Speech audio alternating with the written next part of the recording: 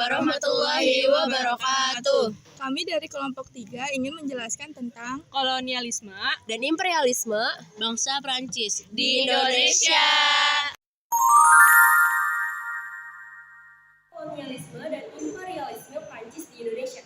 Nah, pada tahun 1789 terjadi revolusi Prancis yang menumbangkan kekuasaan Raja Louis. Nasib Raja Prancis berakhir tragis karena ia dan keluarganya mati dipenggal guillotine, alat untuk menghukum pelaku kejahatan dengan dipenggal oleh rakyat. Pemerintahan Prancis pun berpindah dari satu ke yang lain hingga muncullah Napoleon Bonaparte yang membawa Prancis ke puncak kejayaan dan kebesaran. Napoleon Bonaparte berhasil membentuk pemerintahan yang stabil, menciptakan keamanan dan ketertiban dalam negeri, memberikan kesejahteraan rakyat, dan memberikan kemenangan yang penting. Ia menyadari bahwa popularitasnya di mata masyarakat Prancis tergantung kejayaannya di medan perang, sehingga ia segera menyusun dan membentuk tentara yang kuat dan jumlah yang besar.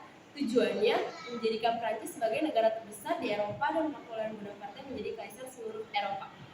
Akhirnya Belanda berhasil menduduki Prancis. Napoleon mengangkat Herman Willem Daendels untuk menjadi gubernur Hindia Belanda atas nama Prancis. Tugas utamanya adalah mempertahankan Pulau Jawa agar tidak dikuasai Inggris. Jadi dalam kurun waktu 1806 sampai 1811, Nusantara merupakan daerah jajahan Prancis. Inggris dan Prancis ini sedang berkonflik. Daendels ini menyadari bahwa kekuatan pasukannya tidak akan mampu untuk menghadapi kekuatan Inggris. Maka dari itu, Daendels menerapkan sejumlah kebijakan untuk menahan serbuan Inggris ke Pulau Jawa. Berikut adalah langkah-langkah yang Daendels lakukan untuk mempertahankan Pulau Jawa. Langkah-langkahnya terdapat dua bidang. Yang pertama adalah bidang militer dan yang kedua adalah bidang pemerintahan. Yang pertama adalah bidang militer, yaitu 1. Membuat jalan raya dari Anyer sampai dengan Panarukan. Kedua, mendirikan benteng-benteng pertahanan. 3. Membangun pangkalan angkatan laut di Merak dan Ujung Kulon. Keempat, mendirikan pabrik senjata di Semarang dan Surabaya. Kelima, memperkuat pasukan yang anggotanya terdiri atas orang-orang Indonesia. Lalu dalam bidang pertahanan, nomor 1, Pulau Jawa dibagi menjadi 9 karisidenan dengan tujuan untuk mempermudah administrasi pemerintahan. Kedua, para bupati dijadikan pegawai pemerintah Belanda. Ketiga, perbaikan gaji pegawai dan memberantas korupsi. Keempat, pendirian badan-badan pengadilan. Sebenarnya seorang liberal, tetapi setelah tiba di Indonesia berubah menjadi seorang diktator yang tertindak kejam dan semena-mena.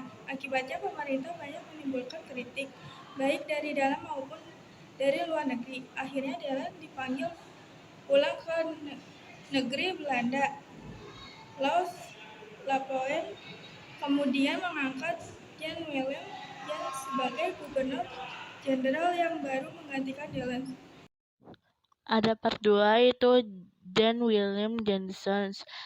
Pada masa pemerintahan Jensens, kekuatan Inggris menyerang Jawa melalui serangan darat dan laut. Inggris berhasil memaksa Jensens menyerah. Akhirnya Prancis menyerah pada Inggris. Di Tuntang, Jawa Barat, penyerahan kekuasaan ditandai dengan Perjanjian Tuntang 18.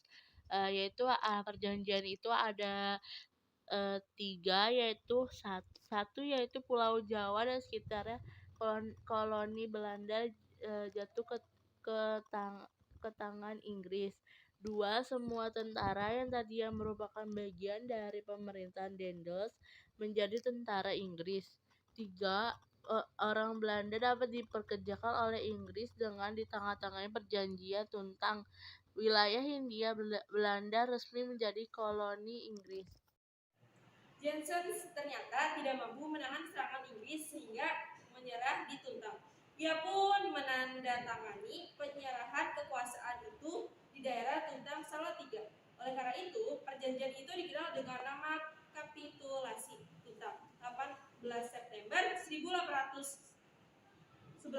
Isi pokoknya ialah seluruh Pulau Jawa